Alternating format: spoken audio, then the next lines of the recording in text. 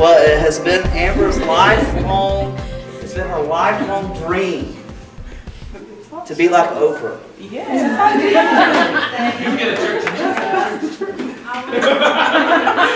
It has been her lifelong dream to be like Oprah and sit out at an important chair and talk and interview people. So that's what's happening today. And she's really, we're not going to call her Oprah the rest of the day though. But, Own it. alright, we'll call her Oprah the rest of the day. You just have to block that out in the video though. Because I don't think that's legal. So, anyways, so welcome Miss Oprah.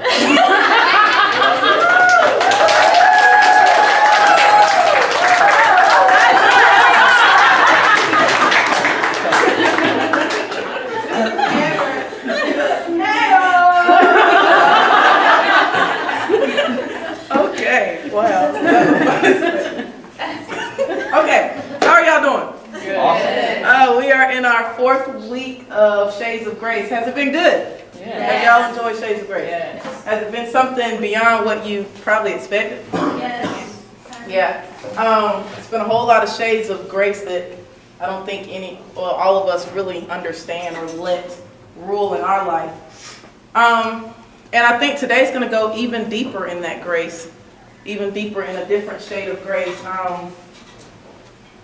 Let's be honest, is it hard to understand the degree of grace, like how far and how big it is for you in your life? Is it hard to understand sometimes what it does for you? Yep. It is for me. It's I can kind of understand that grace, if I mess up, if I sin, or something like that, I've got to the point where I understand that grace can cover me in that area. But there's so many more areas in life that I've realized, especially from studying for today, is I don't let grace be what grace is in some areas of my life. And that's when it's going to come to our topic today, and it's confessions of a performance. Performing. Having to perform in your life. Do I have any performers in the room? Got a few hands. I'm going to go through a couple scenarios, and then I might have some more hands in the end. I perform well to be great. I perform well so people can think that I'm great, and that makes me feel worthy of something. That makes me feel appreciated. I'm a teen mom, or I'm a young mom, so I feel like I have to perform to the best of my ability so people won't think that I screwed my whole life up, because isn't it what they say? When you have a baby at a young age or out of wedlock or something like that, you screwed your whole life up before you can even start it. So I feel like I have to perform up to this high standard, beyond a standard, just so people can understand that I didn't mess my life up. I can still have a life. Do I have any performers in the room? I have to perform well on my job so that my spouse at home, or so that my mom and my dad can realize that I can take care of myself, that I can be a provider. Have any performers? That's you. You're happy about that one. That's me. A whole lot of performance that we do in life to meet a standard, to be appreciated, to be seen. I have to perform this Christian duty or this Christian act so people can actually believe that I earned the ability to be a Christian. Oh, do I have any performers in the room? Yes. So that's what we're going to talk about. The confessions of a performer, because, well, it's hard sometimes to understand that grace can cover us in life, in all areas, on any day, at any level of life, because, and I don't know why we make that hard. It's almost like we feel like grace runs out on us. We get to a certain level of it and we don't deserve grace anymore. I've been a Christian all my life. I've walked this walk all my life. I shouldn't have to reach out and get the same amount of grace as somebody else. Or I shouldn't be able to pull my grace card in every area of my life. sometimes we feel like, okay, I pulled that grace card about 5 times already. I can't pull that grace card again. I should have learned, I should have done better or something like that, but that's not how grace works. Grace is enough, and it continues, and it doesn't matter where you are in your life. And for some reason, that's hard for us to accept and understand, not just in others' lives, because we have a hard time, well, we might have a hard time giving out grace, but it's really hard for us to accept in our own life. We want to keep beating ourselves up over things because we don't feel like grace should continue to apply. I got that thing or that issue, or I don't do this well, or whatever. I keep trying to do better, but it's not working. God is eventually going to be upset with me. He's not going to give me no more grace because I've done that over and over and over again, and that's just not the truth when it comes to grace. And we have a hard time accepting that. At least I do. I feel like sometimes I'm not qualified for grace, and we make that up, right? Because have anybody read the gospel and realized that we don't deserve grace? Is that the message that y'all get? Well, grace doesn't work for me. I have not read that in the gospel. And we just have to be true about that, because we continue to keep ourselves bound, enslaved to performing, trying to outperform grace, and you just can't do it. So today is going to be an active service, as you can tell. I'm Oprah, and I'm going to have my crew come up in a while, and we're going to rock this show. Today is going to be a... Are you giving away a car? You might. You have to stick around. But today we're going to be active. I'm going to talk to y'all. You're going to talk to me. And that's how we're going to get through our sermon today. It's not going to be a whole lot of preaching. It's probably not going to be tons of stuff that you're going to be able to quote on Facebook. And I'm going to hate that because I'm Oprah. And I say good things. But I'm not going to do most of the talking today. I have some Transformers that's going to come up and share their confessions of being a performer. So if Amy can come up for me, if Tim can come up for me, and Inessa can come up and grab you a seat. Come on down.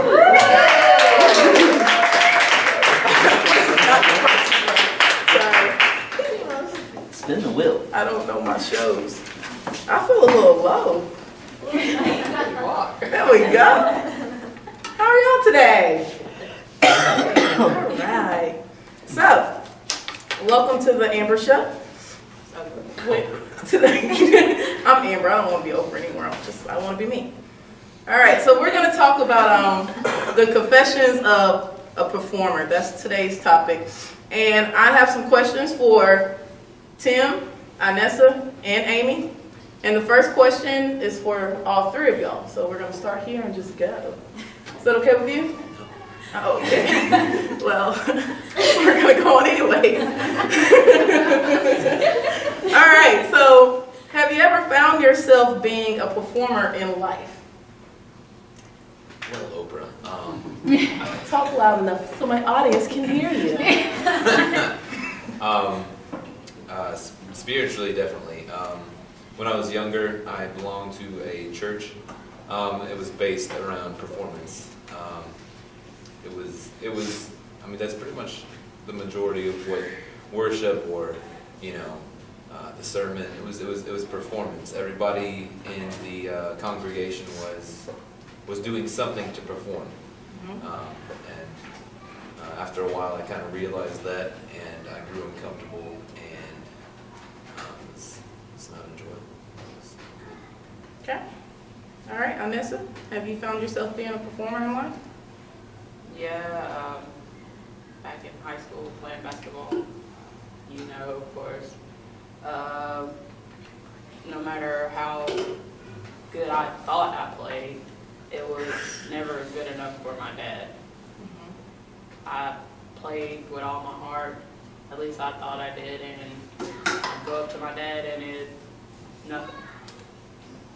It's just nothing. He'd just look at me and I got nothing out of him. No good game, no, well, you did your best, even, I know one game I scored 27 points, nothing. Still not good enough. Oh, you could have did this, or you could have did that. It's still not good enough. Okay. Amy, Have you found yourself being a performer in life? Yeah, being the preacher's daughter, I think it's kind of hard because you have to live up to a certain expectation by the church in general. So you always have to be perfect. You can't mess up. You can't do anything wrong. So, yeah, performer in that sense. Okay. So, so Tim, did you ever feel like you had to measure up to that standard, and did you feel like you fall short? Did you? At first, in my situation, I didn't really see it.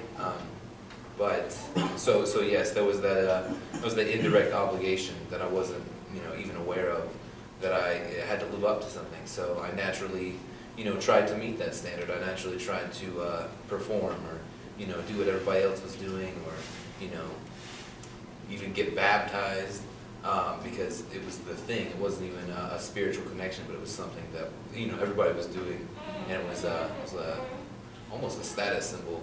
So yeah, I did. I felt like I had to live up to a standard a lot. Inessa, when you knew that you've done the best that you can, and I'll just say I played ball with Inessa. When I was in the 9th grade, I made varsity, and that was a big thing, like a 9th grader making varsity. And then Inessa comes along, and she makes varsity in 8th grade. And you want to talk about performance, and I just felt like crap because Inessa is so much better than me. I think that she was definitely the first, maybe, if not the only one, I don't know for sure, but she's definitely the first that made varsity while she was still in middle school. She was good. She was really, really good. So with that being said, Inessa, even with the accomplishments, leading the team, you started in the 8th grade as did you start as a point guard? Yeah, you started, like all these accomplishments, and the one person that you wanted to hear that you were great from didn't tell you that. How did that make you feel like a loser? Yeah. Like I didn't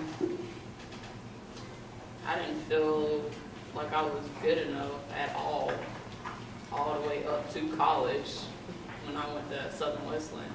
And then that's when I just gave up. I just stopped playing basketball. I just gave up trying to prove him wrong. I just decided just to go ahead and live my life. Okay.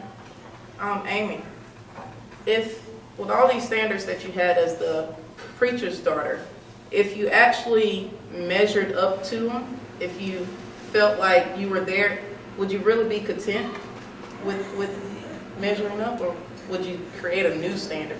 No, because I think there'll always be a higher standard. I think people like to create. I think people like to create standards. Even if you reach them, they're gonna add something to make you try to be even better than what you are, and it's just because they don't want. I don't think people want to see people succeed in life. It really is what it is. They want you to fall. They want you to be in the ground, be in the dirt, and just always trying to reach to be better. There are some people who will encourage you and be on your side, but for the most part, I think people just want to see you fail. Okay. So this is for all of you, when you stand yourself beside rules and regulations and law and standards, how do you measure up? If you was to say, on a scale from 0 to 10, where would you put yourself? Honestly. Regarding in your situation, or just in life in general? I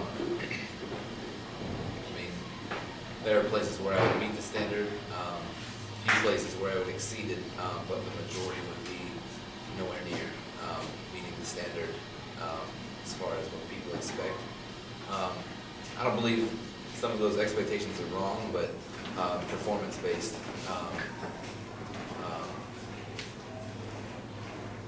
Definitely a lot of them, so I would not be. Well, in my eyes, I'm kind of up there. My dad's eyes, I'm probably down there, and everybody else's eyes, pretty close. Okay. gave up a standard. Forget that crap.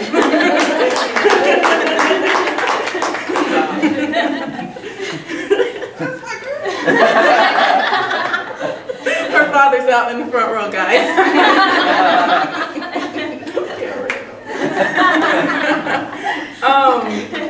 That's what's up. So this question might be different for you now, but we're gonna go back to when you lived in the standards. Did you feel like that's where your identity lies? Like lies as in, because I didn't perform, I must not be who I think I am, or was that your identity? Was not being able to perform? Felt less. Okay. All right, last question, I believe. Or maybe I got a couple more. What are you really afraid of? What are you afraid of? Failure. Okay, there we go. I thought you were going to say like snakes or something. Rabbits, really fuzzy, you know. Failure, okay. I think failure. In the book that this series is coming from, it says that ultimately, with everything that we just talked about, what we're afraid mostly of is the judgment from people. And that we fail, so we're afraid that someone's going to judge us as less or not worthy or not able or capable. And that puts a lot of pressure on us. How long did you find yourself trying to live up to a standard? Years? Heavy pressure? Yeah. Last question. This really is the last question. And it's actually for Amy. Do you believe that you have earned your blessings? Or you can't, do you believe that you can't earn your blessings? That you can't earn your Can. blessings? Or that you can't earn your blessings? No? That's good. That's a good answer. No. That's a good answer. Yes, that's I a mean, good because answer. you're always going to struggle if you try to earn people's approval and everything, because their approval's not needed. Right, Honestly. exactly. I think oftentimes we find ourselves feeling like we have to try to earn our blessings. And I got this because I must have put something into it, or I didn't get it because I didn't put the effort into getting that blessing, and that's just not the case. So if you would have gave me a different answer, I would have been like, and the lie detector says that's a lie. All right, well, can y'all thank my guests for joining us on today?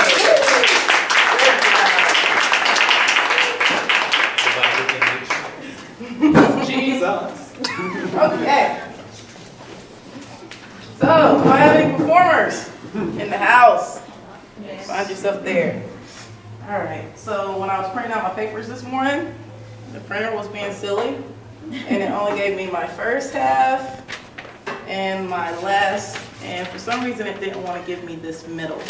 So I'm gonna have to use my phone because I'm at the middle now.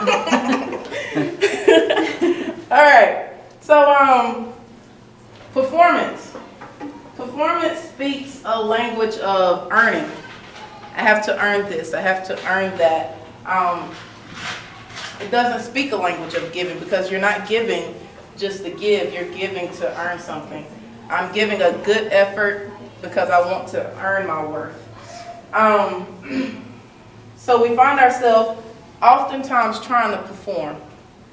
And that's usually where we make our identity lie in our accomplishments.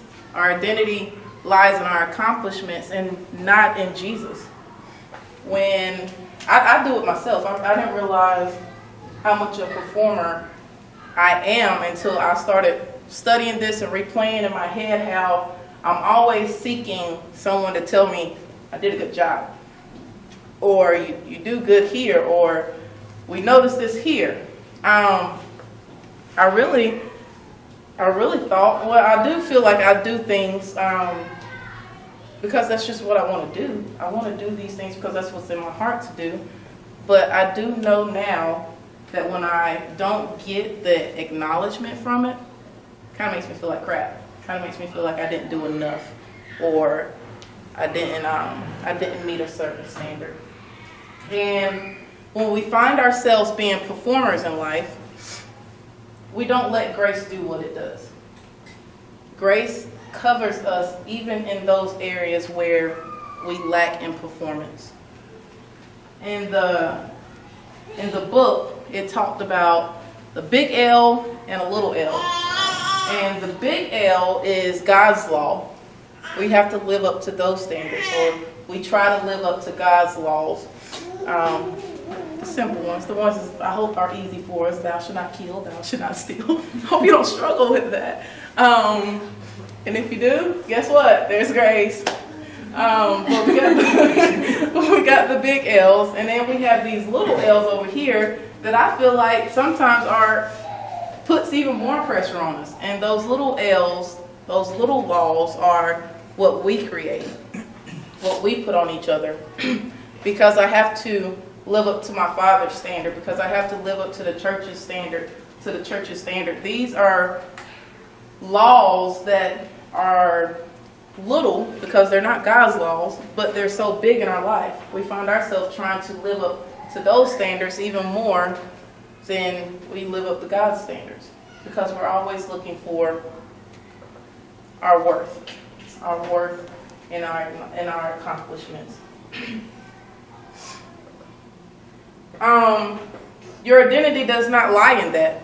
Your identity is not rooted in what people think about you, and what you did so great, and what you've earned. And for some people, that might be a yes, I'm glad because I haven't done much of anything.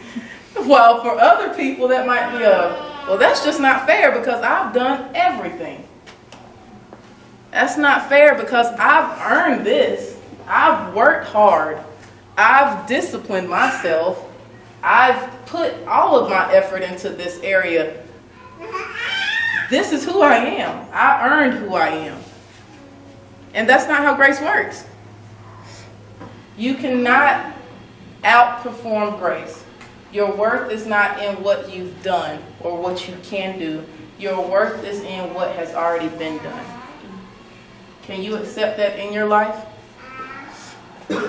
And that kind of ticks me off, because I know I've done some good things, doggone it. I've done some doggone good things in this life, and it doesn't even matter when it stands beside me, because grace already did it for me. I cannot outperform grace. I cannot do anything so more greater that God's going to grant me even more grace or love me even more. It's already been done. It's already been paid for. In Galatians 5:1, it says, Christ has set us free to live a free life. So take your stand. Never again let anyone put a harness of slavery on you. For those that feel like you have not performed to a certain standard, go ahead and get that out of your system. Go ahead and get that out of your heart. Because while, sadly, the person that holds you to the standard probably done forgot that you didn't really live up to it, or that in their eyes you didn't live up to it, but you're still dwelling on it. It's 5 years later and I'm still remembering how my dad thinks I'm a failure.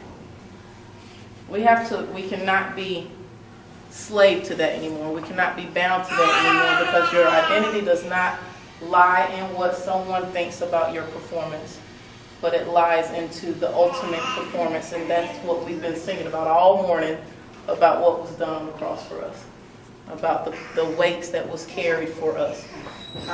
Pastor Chris said it amazing when he said that he didn't just die for our sins, but he also died for the shame. We don't have to continue to walk around feeling shame for not measuring up to something. It's already done. Grace already did it for you.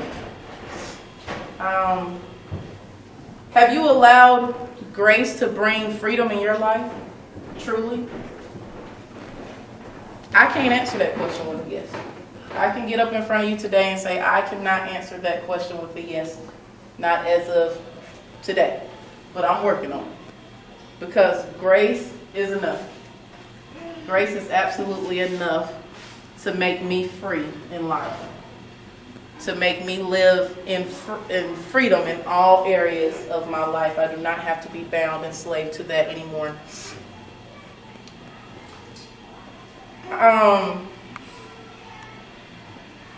I think we have a hard time with grace because grace takes our control away.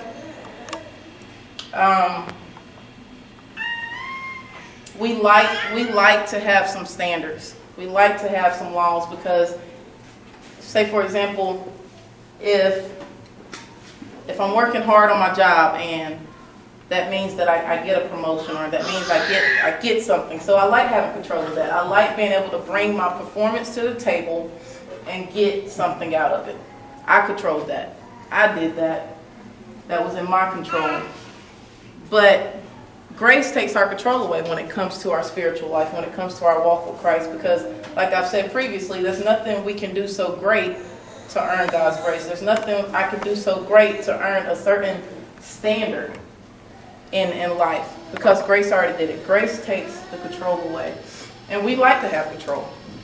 We like to have control of our life. We like to feel like we can do something better. But grace says that it's already done. Y'all gonna hear that a whole lot. It's already done. Grace says that it's already done in our life. So why do we keep trying to pay a cost that's already been paid? Why do we keep trying to pay a cost that's already been paid?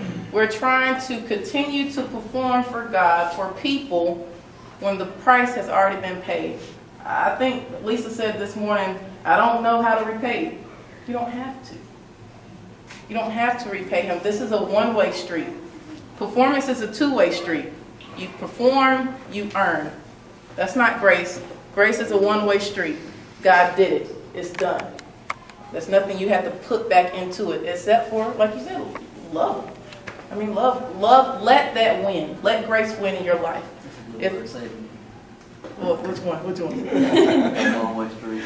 That one-way street, yeah. Grace is a one-way street. It's done. It's already been done, and that's it. It just keeps going and keep going and keep going. And that's, if you want to give God anything for what he's done for you, let grace do what it does in your life, in all areas of your life. That's what I believe God would ask you to do. If you want to repay me, let what I did actually pay the cost. It's not that hard. At least, well, it doesn't sound that hard, but we make it hard. We make it hard. It's almost like, okay, if you paid cash for a brand new Mercedes-Benz, I don't know how in the world you did that, but if you did it, if you pay BMW. A BMW, that's what you want? Okay, we'll do a BMW.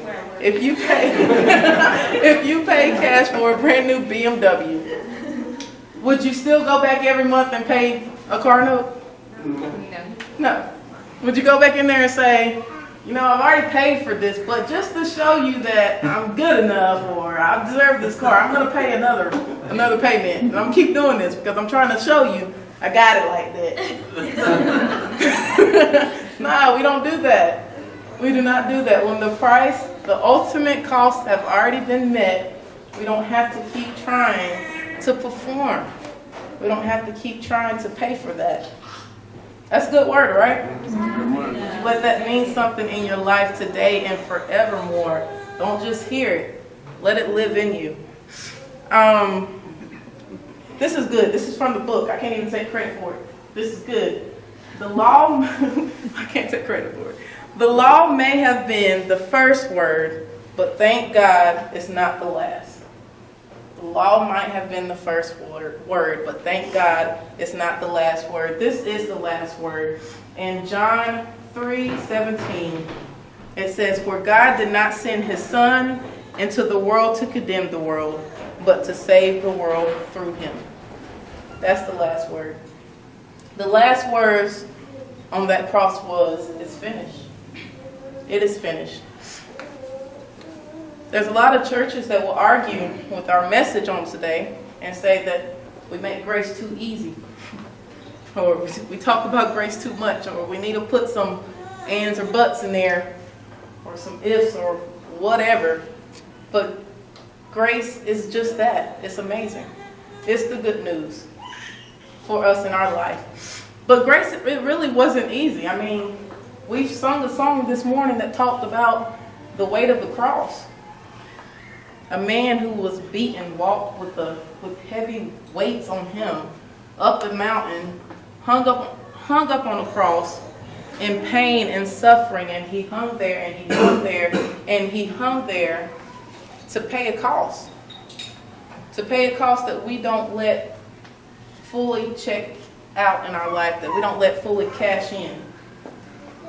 Everything, every area of your life, all your insecurities, all your disappointments, every area where you feel like you haven't lived up to it, I'm here to tell you that you do. Your identity does not lie in that, but it lies in exactly what Christ did for us on that cross. He said, it's finished, it's done. The law tells us to do, but the gospel, it says it's done. It's already been done, it's already finished. There was I'm going to end on this, but in the Bible where it speaks of the woman that was caught in adultery, after all the people had dropped their stones and went away, what did God say to the woman? What was the first thing that he said? And neither do I condemn you. It was a period right after that. And neither do I condemn you. But what legalistic people like to do is they like to make sure they include that last part, which is go and sin no more. And they make it a two-way street. I don't condemn you if you don't go and sin no more. And that's not how it was written. It was written with a period, no comma, no, if you go and sin no more, then I do not condemn you. That's not how it was written. But it was written, and neither do I condemn you. You didn't have to earn that. That lady didn't have to earn that. It was already said, it was already given. He gave her advice in the end, but when it came to grace, grace didn't have anything attached to it. It was simply, and neither do I condemn you. And if we wanted this series to put some ands and some buts and some ifs and all this to it, then we will preach another message. But I'm stopping at the period. And the period says, and neither will I condemn you. So, to my performers that's in the house, which I think by the end of the service, I think all of us about raised our hand. At least somewhere in life, we found ourselves performing.